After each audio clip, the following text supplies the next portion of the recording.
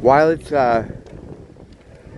obviously horrible what's going on Maui, what is good about it is that it's nice to see people openly discussing DEWs, direct energy weapons, on such a large scale. So many different kinds of people, instead of just like people like me in the corner going, "Hey." I think it's just because it's so egregious. Like this one thing is just so over the top that to not see it, you'd be woefully trying to. You either shill, right, or you get your head up your ass, because it's very blatant what's happening with people trying to do a land grab over there, and that happens all over the place in Hawaii too. I mean, the land is there's only so much land here. A lot of rich people like coming here. A lot of rich people like owning land here because it's an escape, from the horrors of the mainland. Although they are bringing a lot of the mainland horrors here to our cities, whatever. It's just nice to see like all these videos about Oprah and now how Tom Hanks is. Even if I don't know anything about the Oprah Tom Hanks thing, that I don't. Try to stay away from celebrity stuff. I know they're involved in cabals and stuff. I know Hanks he may have did an Isaac Cappy, whatever. I know like the basic kind of stuff about them, but I don't follow them. I know she's a high level witch, blah blah blah. But of course they're involved. Of course they know. That's why it was so egregious when she went there in the daytime to talk to people.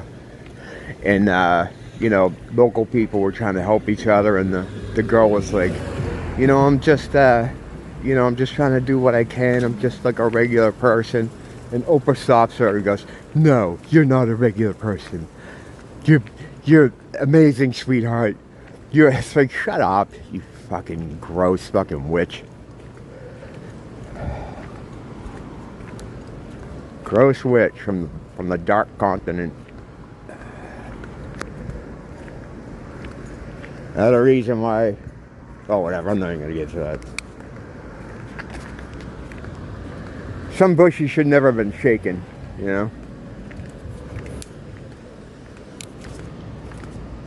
But our masters know what's the worst for us.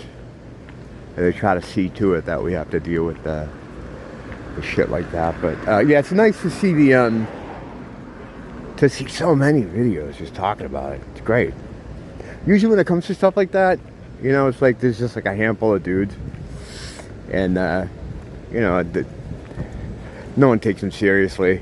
Obviously I know how that feels, and it's just nice to see this.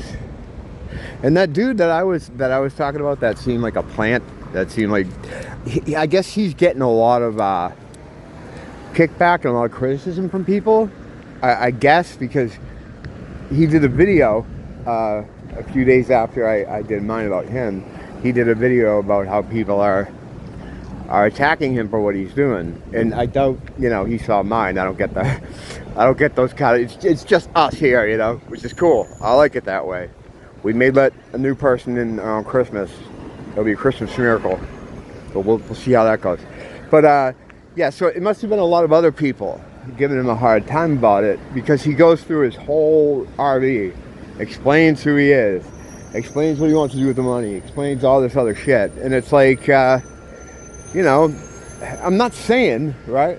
I'm not saying I'm right. I'm just saying he gives off CIA vibes. He gives off Freemason vibes. And the fact that he felt he had to make a video to address all these things, that kind of fits into it. And I'm like, whatever, who knows? Who knows?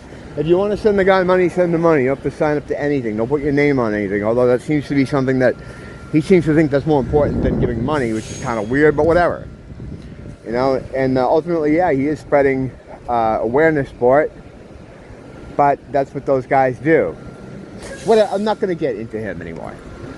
But he did a video about that, about who he is. And I think the people that were giving him criticism saw that he was a realtor and was like, they're looking at it from a money thing. I'm looking at it from a schizophrenia thing. You know what I mean? But, and then I saw another video, he kind of does the same thing. And he has his sons involved, and they're kind of doing the same thing, and like getting their followers to be like, you know, people should leave him alone because what are they doing to help behind that? And I'm just like, oh, this is weird, you know? And then it kind of felt weird again to me. So I'm just like, whatever. I don't really care. Yeah, just be aware there's people like that out there. I'm not saying he's one of those people. It's just whatever. And the fact that he's getting criticism as well, you know, to the point where he feels like he has to defend himself. I don't know. That's not insignificant. It's not insignificant.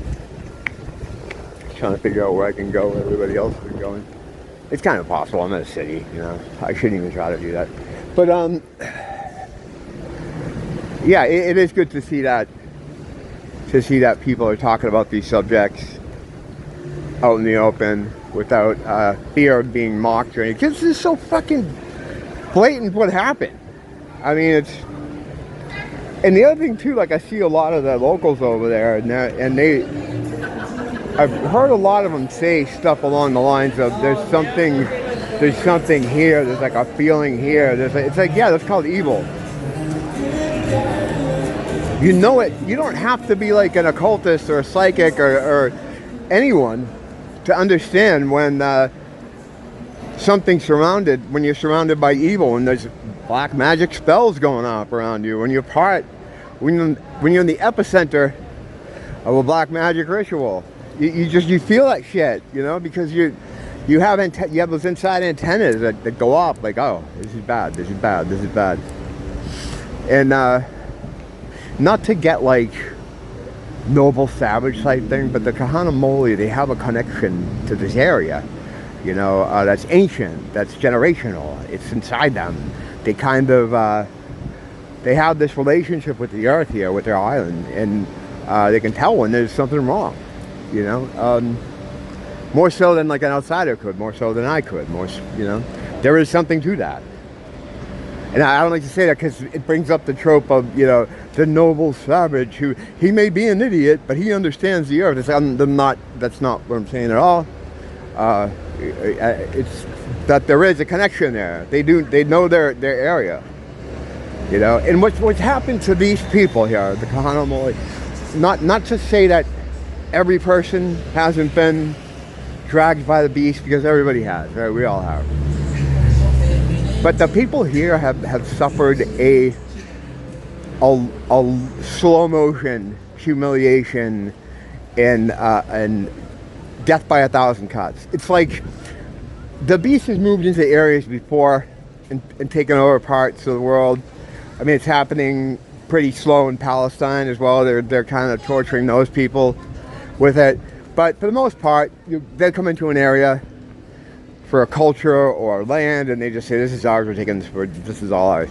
What's happened here is it's just happened so slowly over decades, where they've taken more and more and more from these people. They've taken their culture, they sold, and a lot of it is people in their community doing it to their own people. That's a frustrating thing, and then they blame the white man. It's like, well, you can't make people learn history. I know history's boring, and it's easier just sometimes to listen to, you know, the people around you who don't know history either. So, and one of the biggest tricks that the controllers have is blaming it on this amorphous group of people that don't really exist. You know, I'm not part of that fucking group. I'm Irish. No one's ever talked about themselves in that way. Like when I was growing up, everybody in the area was like, oh, those guys are Portuguese, oh, the people down the street. You know, well, I grew up in a mainly Italian area, in the Merrimack Valley, which was an Italian stronghold. But we had different kind of families there. Nobody called themselves white. That's an Obama thing. That's something that came about when he got elected, when he had to bring racism back. You know, all these presidents have like an agenda thing they have to do. Because they don't really do anything else but posting pictures. They're like Ronald McDonald. They're not making the hamburgers, you know what I mean? They're just there to smile. So but they do have a list of things that they want to convey to the people and try to get across to them, and these lists of things are things they're going to do no matter what. The president's job is to try to sell it to the people so they don't start hanging anyone. So yeah, one of his things was, bringing back racism, which I've been, I was an active living person in the 80s and the 90s. I mean, I was like a small kid in the 70s, but it didn't exist back then. It was not a problem with anyone. It simply didn't exist. The civil rights movement of the late 1960s kind of put everything, of course there will be people in, bad parts of every city that have problems with the police and, for whatever one reason or another, they destroyed the black family. They destroyed the black family. People always think like, you see the black family, oh, the father's gone. It wasn't like that before. It wasn't always like that. Look at old pictures of like Chicago or old cities, and you see like black families. You see a lot of them walking around like normal. It's almost like what they did to the black family was like a dry run. What they then did to everybody. All right, is everybody gone? Good, I can go. So, yeah, it's hold on, let me just get over here for a second. You never know. Sometimes my spider sense goes off. It goes bing, bing, bing, bing, bing.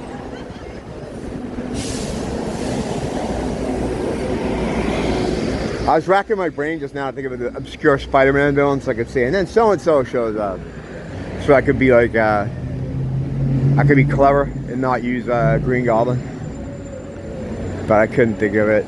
I'm bad and I don't have grace under pressure.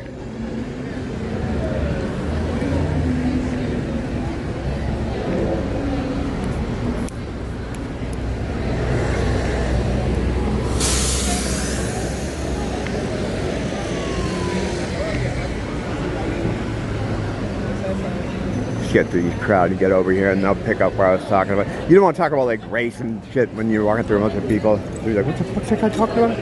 I'm always talking about something like that though. Whether it's like, it's always something sketchy, If it's not that, it's like human sacrifice or something. Oh, stuck at a red light. I'm going, fuck this.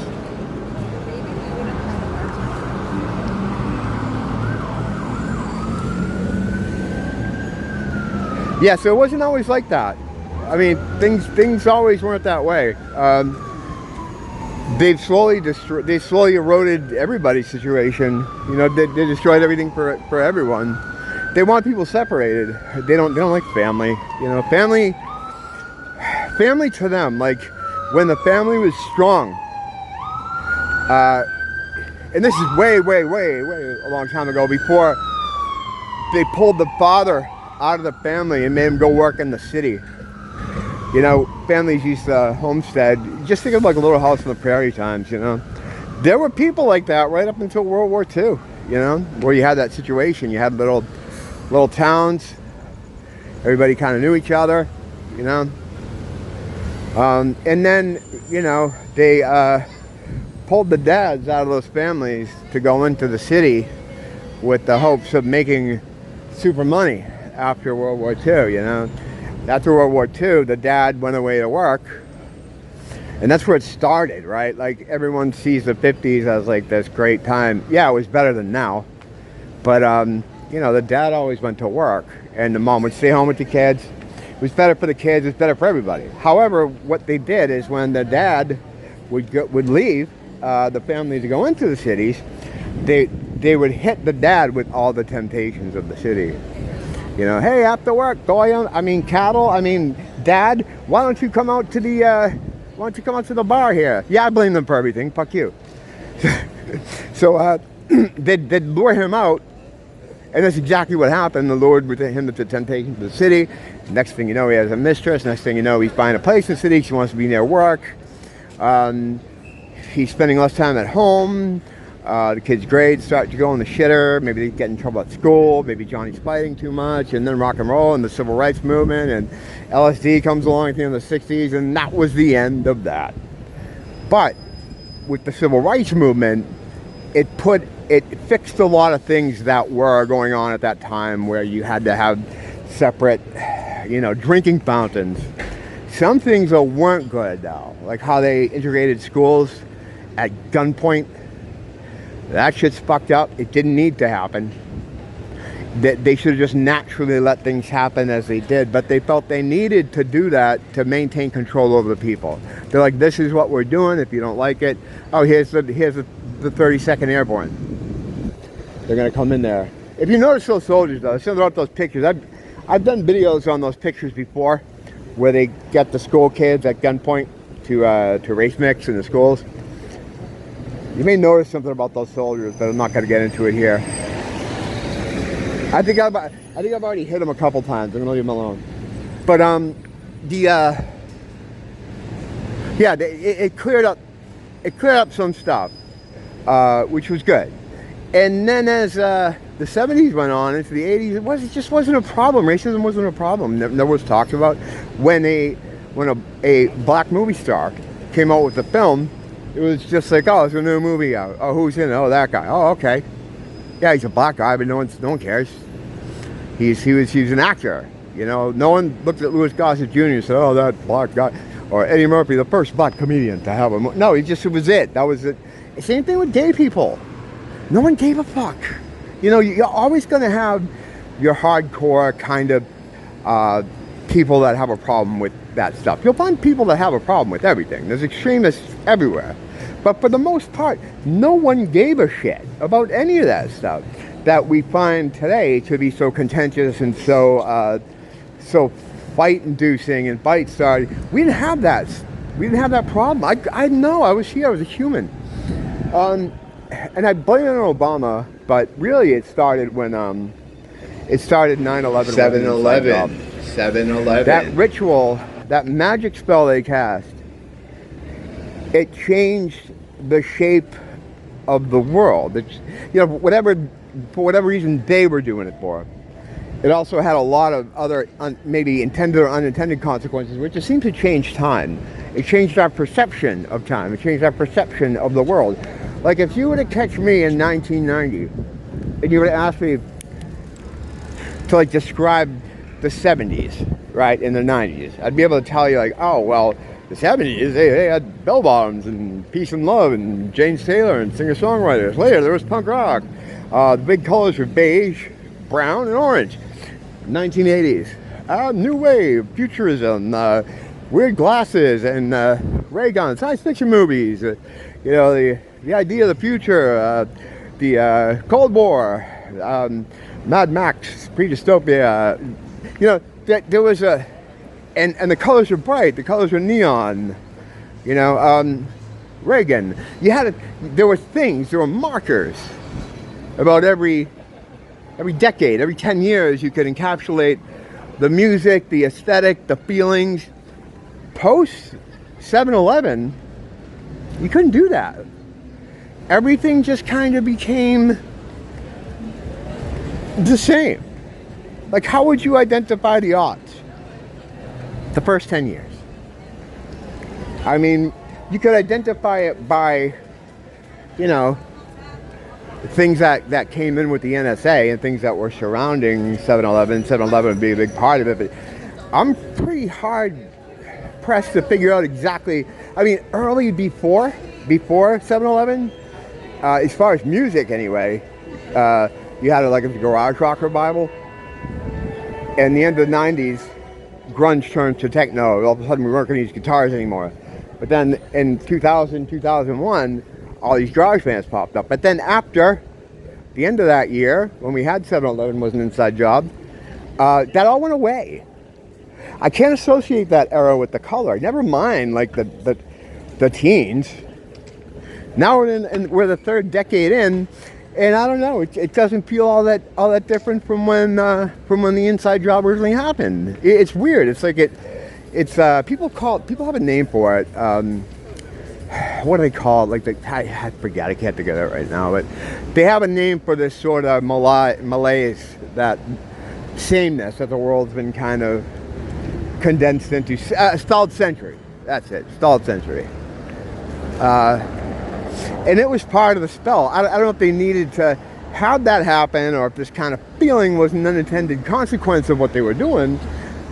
But, you know, for sure, it's a thing. You know, you can feel it. You can talk to people about it. Even if people can't articulate exactly what it is, when you start talking about it, they kind of know what you're talking about. You know, you can have a conversation about it even though you don't have a name for it.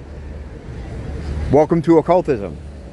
But that, for me, like, just as like a regular person who was alive at that time, you can look at the decades and clearly define what they were.